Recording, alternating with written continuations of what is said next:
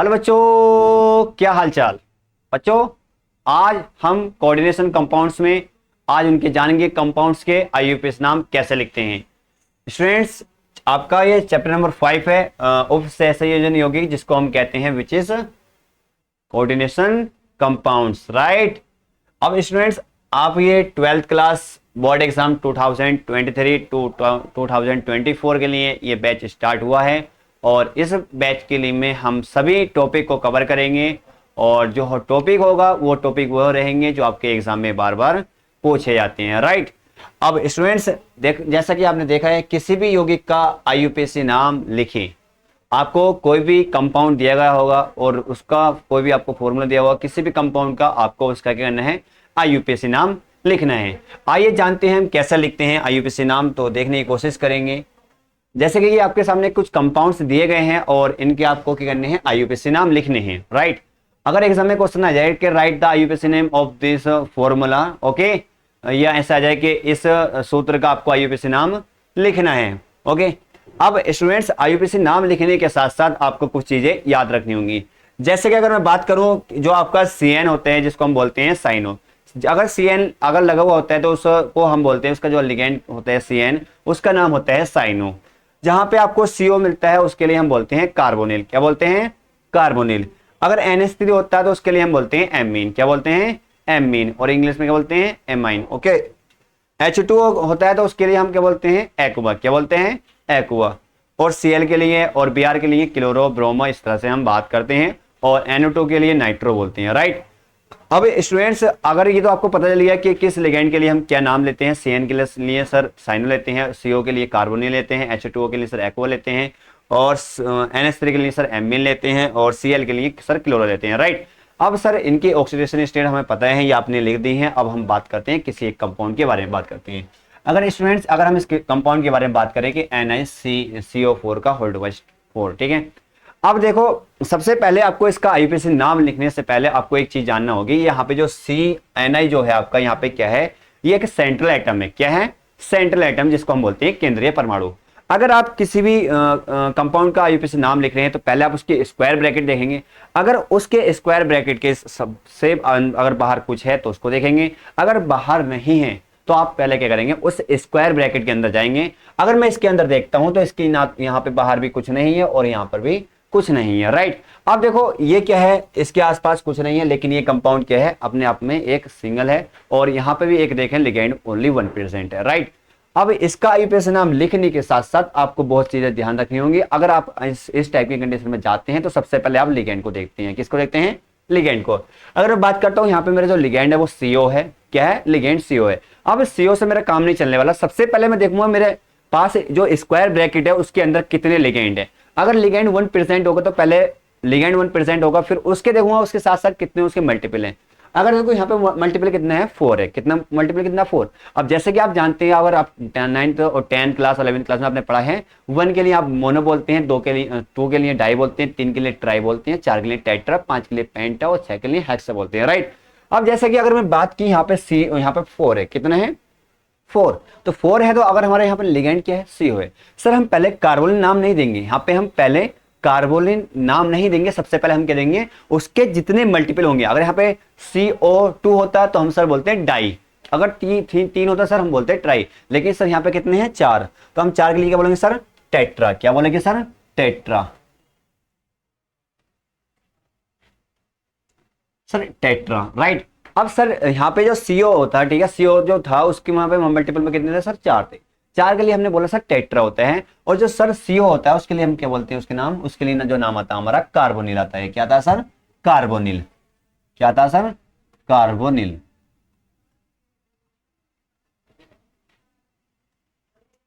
Carbonyl. अब देखो students जैसे कि आप देख रहे होंगे, तो यहाँ पे सबसे पहले मैंने बात की इस स्क्वायर ब्रैकेट की। तो इस स्क्वायर ब्रैकेट में सबसे पहले मैंने देखा जो सेंट्रल एटम था वो निकल था। मुझे सेंट्रल एटम से मतलब नहीं है, पहले मुझे मतलब होता है मुझे लिगेंड से। तो लिगेंड में उससे मतलब होने के साथ साथ फिर उसके मल्टीपल देखने होते हैं। तो जितने मल्टीपल होंगे उसके नाम, उसके हिसाब से हम उसका नाम देंगे। यहाँ पे 4 मल्टीपल थे सर, 4 के लिए हमने बोला टेट्रा है। सर अब CO है, CO के लिए हम बोलते हैं सर निकल, ना सॉरी कार्बोनिल, क्या बोलते हैं सर, कार्बोनिल। क्या हो गया। अब देखो अगर हमें इसका नाम लिखना है तो देखो अब यहाँ पे बात हो गई है, ये हमारा लिगैंड का काम पूरा हो चुका है। अब हम आते हैं केंद्रीय परमाणु को, जिसको हम बोलते हैं सेंट्रल एटम। अगर हम यहाँ पे सेंट्रल एटम देखें तो हमारे यहाँ पे सेंट्रल एटम क्या है, निकिल है। क्या है, निकिल है। तो हम इसका नाम लिख देंगे, क्या लिख देंगे, निकिल। राइट, क्या लिख देंगे सर, निकिल। अब ये निकिल हो गया। अब सर निकिल को लिखने के बाद निकिल से हमारा काम नहीं चलेगा, फिर हम इसकी क्या करेंगे, ऑक्सीडेशन स्टेट को कैलकुलेट कर लेंगे। तो देखते हैं इसकी ऑक्सीडेशन स्टेट क्या होती है। अगर हम मान लो सर इसके लिए जो हमारा सेंट्रल एटम है, केंद्रीय परमाणु है, अगर हम इसकी ऑक्सीडेशन स्टेट कैलकुलेट करते हैं तो पहले हमें देखना होगा लिगैंड की ऑक्सीडेशन स्टेट क्या है। अगर सर आपने यहाँ पे लिखा है जो CO होता है हमारा कार्बोनिल, उसकी जो ऑक्सीडेशन स्टेट होती है सर 0 होती है। कितनी होती है सर, 0 होती है। अगर हम इसकी ऑक्सीडेशन स्टेट कैलकुलेट करें तो सर जो हमारा केंद्रीय परमाणु है, जो हमारा सेंट्रल एटम है, उसको हम क्या है, हमें ऑक्सीडेशन स्टेट कैलकुलेट करनी है। तो सर हम उसको x मान लेंगे। क्या मान लेंगे सर, x मान लेंगे। x मान लिया प्लस। अगर हम सर बात करें CO की, सर CO की बात करें सर इसकी ऑक्सीडेशन स्टेट क्या है, 0 है। Right sir 0। सर इसके मल्टीपल में कितने है सर, यहाँ पे सर मल्टीपल में देखें तो कितनी है सर, 4 है। 4 × 4 राइट इज इक्वल टू 0। अगर अब हम देखें तो x इज इक्वल टू कितना हो जाएगा, 0। अब देखो यहाँ पे जो आपका सेंट्रल एटम है उसकी जो ऑक्सीडेशन स्टेट आई है वो कितनी आ गई, 0। ठीक है, तो इस तरह से आप क्या कर देंगे, लिख देंगे। इसको ब्रैकेट में लिखना होगा आपको, एक इस तरह से आप इस ब्रैकेट को बनाएंगे और ब्रैकेट में लिख देंगे सर 0। अब ये जो क्वेश्चन था, ये क्वेश्चन हर साल क्वेश्चन पूछा जा रहा है बोर्ड एग्जाम में, क्योंकि ये 2022 और 2023 में भी क्वेश्चन पूछा गया है और ये 2024 के लिए आपके लिए इंतजार कर रहा है। इसलिए सबसे पहले मैंने इसी क्वेश्चन को समझाने की कोशिश कर ही है। आइए चलते हैं दूसरे क्वेश्चन की ओर। अगर हम सेकंड क्वेश्चन देखें तो सबसे पहले मैंने आपसे बात बताई थी, अगर आपको यहाँ पे आसपास में कुछ नहीं दिखाई देता तो आप क्या करेंगे, स्क्वायर ब्रैकेट के अंदर जाएंगे। लेकिन स्क्वायर ब्रैकेट के अंदर जाने के बाद फिर आप लिगैंड को देखेंगे, फिर लिगैंड को देखने के बाद फिर उसके मल्टीपल देखेंगे, मल्टीपल का फिर नाम लिखेंगे। अगर एक है तो मोनो, 2 है डाई, 3 है ट्राई, 4 के लिए टेट्रा, इस तरह से आप लिखेंगे। लेकिन ये भी आपने लिख दिया। उसके बाद फिर आप लिगैंड का नाम लिखेंगे। सर CO होगा तो कार्बोनिल, H2 होगा तो एक्वा, सर NH3 होगा तो एमीन होगा। ठीक है, तो इस तरह से आप लिख देंगे। Cl होगा तो क्लोर होगा। और लिखने के बाद फिर आप सेंट्रल एटम का नाम लिखेंगे। सेंट्रल एटम का मान लो यहाँ पे कुछ नहीं है तो सेंट्रल एटम का नाम सिंपल लिख देंगे। लेकिन अगर इस कंडीशन में हम देखें तो यहाँ पे सबसे बाहर हमारा क्या है, पोटेशियम आ चुका है। लेकिन यहाँ पे कहेंगे सर यहाँ पे पोटेशियम 2 है, तो 2 के लिए यहाँ पे डाई नहीं बोलेंगे, क्योंकि पोटेशियम का सिर्फ आप ऐसे ही इसका नाम लिख देंगे। राइट, देखो अगर मुझे इसका नाम लिखना है तो देखो यहाँ पे इसका नाम लिखने के लिए सेकंड वाले का, फर्स्ट का मेरा नाम कंप्लीट हो चुका है, सेकंड का मैं नाम लिख रहा हूँ। और जो यहाँ पे K2 है तो K2 के लिए क्या हो जाएगा, पोटेशियम हो जाएगा। क्या हो जाएगा, पोटेशियम।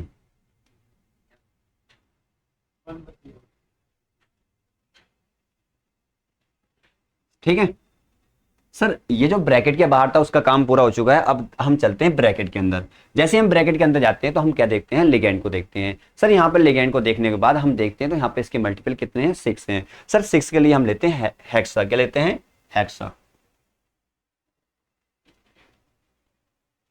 क्या लेते हैं सर, हेक्सा।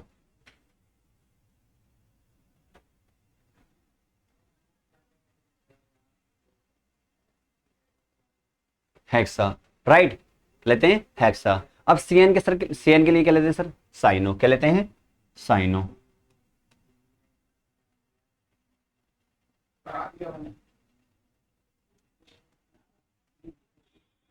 साई,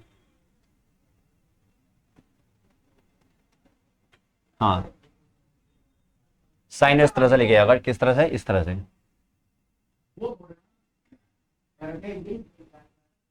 वो तो मैंने करा दिया, साइनो। ठीक है, अब साइनो होने के बाद अगर हम देखें तो यहाँ पे सबसे पहली बात आती है CN के लिए साइनो। अब लेकिन यहाँ पे बाहर था तो बाहर क्या था, K2। अब जब यहाँ पे अगर लेकिन सिंपल इसका नाम ये लिखना था आयरन, लेकिन अब इसका मैं आयरन नाम लिखे नहीं लिखूंगा, क्योंकि बाहर क्या था मेरा पोटेशियम था। इसकी वजह से मैं इसका नाम क्या लिख दूंगा, फेरेट। क्या लिख दूंगा बेटा, फेरेट।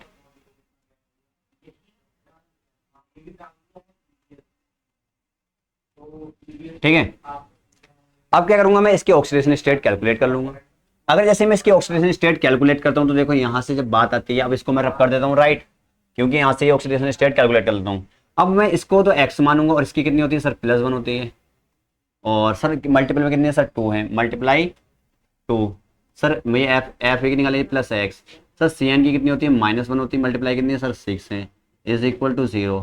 अगर मैं सर इसको सोल्व करूँ तो x की वैल्यू कितनी आती है सर, 4 आती है। कितनी आती है सर, 4।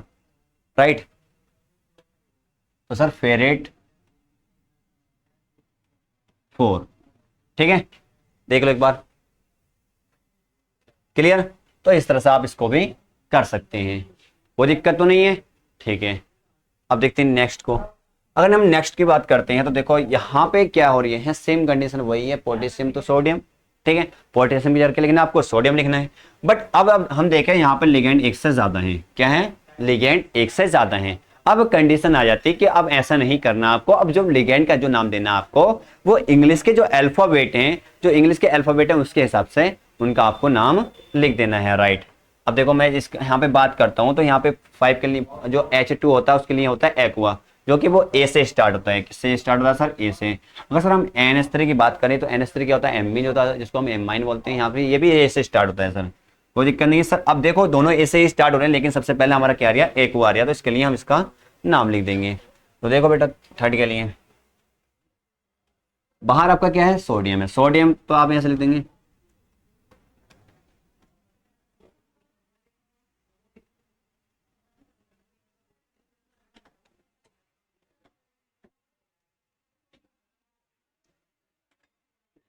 ठीक है।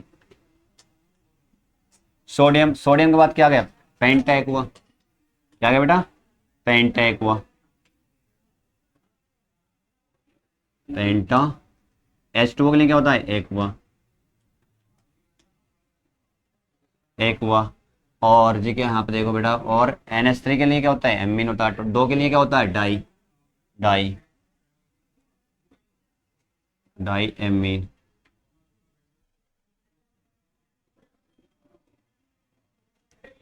Die amine, right. अब देखो डाई एमीन हो गया, उसके बाद आपको क्या लिखना है, यहाँ पे जिंक लिखना होता है। ठीक है, क्या लिखते हैं आप, बेसिकली जिंक लिखते हैं, लेकिन यहाँ पे जिंक नहीं लिखेंगे क्योंकि बाहर सोडियम है आपका, क्या है, सोडियम। तो अब जिंक का क्या हो जाएगा, जिंकेट, क्या हो जाएगा बेटा, जिंकेट, लिख दो बेटा जिंकेट।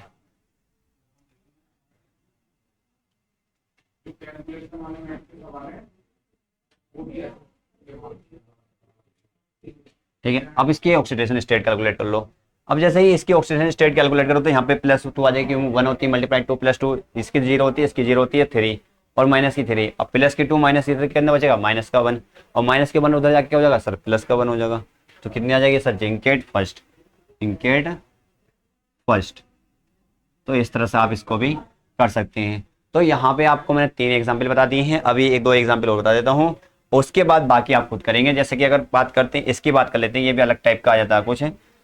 देखो सेम वही है, अगर मैं इसका प्लस चार्ज यहाँ से कम कर दूँ तो आप इसका आसानी से नाम लिख देंगे सर, पोटेशियम डाइएमाइन और सर कोबाल्टेट, और सर यहाँ पे क्या हो जाएगा, ये फोर्थ हो जाएगा। लेकिन सर अब यहाँ पे एक बात आ जाती है, यहाँ पे प्रॉब्लम हो रही है। प्रॉब्लम क्या है, देखो इसको समझने के लिए सबसे पहले आप क्या लिखेंगे, पोटेशियम ही लिखेंगे। क्या लिखेंगे, पोटेशियम, क्या लिखेंगे सर, पोटेशियम।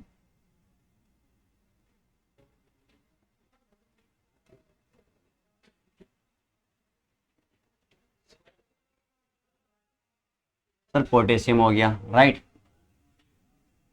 सर पोटेशियम हो गया, पोटेशियम के बाद क्या आ गया, हम लिगेंड पे आ गए। लिगेंड में हम मल्टीप्लिंग में कितने सर, 2 है। 2 के लिए सर क्या होगा, डाई, क्या होगा सर, डाई। और सर NH3 के लिए क्या होता है सर, एमीन होता है, क्या होता है सर, एमीन। ठीक है सर, एमीन हो गया। अब सर यहाँ पे बात करें, जबकि एमीन है तो यहाँ पे जब बाहर K4 आ गया, लेकिन K आ गया ना, तो यहाँ पे जब जो CO जो होता है वो कोबाल्ट होता है, तो कोबाल्ट का क्या हो जाएगा, 8 हो जाएगा। जब उसमें 8 ऐड कर दो, 8 ऐड कर दो तो क्या हो जाएगा, कोबाल्टेट हो जाएगा। क्या हो जाएगा, कोबाल्टेट, क्या हो जाएगा बेटा, कोबाल्टेट, कोबाल्टेट।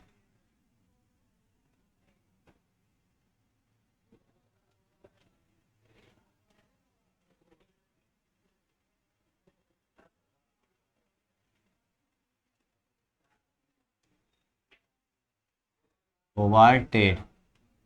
सर अब इसकी ऑक्सीडेशन स्टेट कैलकुलेट कर लो। जैसे ही करते हैं तो सर यहाँ से +4 आ जाएगी। इनको सबको मैं रख कर दूँ अब, हाँ सर कर दो, ठीक है जल्दी से। और बताओ इसकी ऑक्सीडेशन स्टेट। सर यहाँ से तो +1 होती है पोटेशियम की, 4 मल्टीप्लाई में plus sir 4 multiply 4 plus x, मतलब CO की निकलनी सर, इसको x मान लिया, प्लस सर NH3 की 0 होती है, मल्टीप्लाई में कितने सर 2 है। अब यहाँ +1 चार्ज है तो +1 लिख दो। तो सर ये +4 हो गया, तो x = 1 - 4 = -3। अब यहाँ पर सर कितना आ गया, -3 आ गया। लेकिन यहाँ पे क्या लिख देंगे हम, थर्ड। क्या लिख देंगे बेटा, थर्ड, कोबाल्टेड थर्ड। लेकिन सर अब यहाँ पे क्या बात है, अब हम इसको नहीं छोड़ सकते क्योंकि यहाँ पे चार्ज आ गया, चार्ज की वजह से हम क्या लिख देंगे सर, आयन। क्या लिख देंगे, आयन।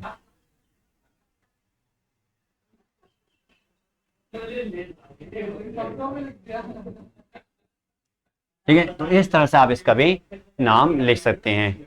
अगर हम बात करें एक दो एग्जाम्पल की और बात करें तो यहाँ पे भी ये जो एग्जाम्पल हो गए, दो एग्जाम्पल रह गए, ये आपका होमवर्क रहेगा। क्या रहेगा, होमवर्क रहेगा। क्योंकि इनका आंसर जो है आप कमेंट में क्या करेंगे, टाइप करेंगे, और अगर नहीं होता है तो मैं आपको नेक्स्ट वीडियो में उसको समझा दूंगा। तो फ्रेंड्स आज का ये सेशन यहाँ पे ही समाप्त करते हैं। अगर आपको ये वीडियो पसंद आई हो तो अपने फ्रेंड्स को ज़्यादा से ज़्यादा शेयर भी करें और चैनल को सब्सक्राइब भी करें और वीडियो को लाइक भी करें। Thank you so much.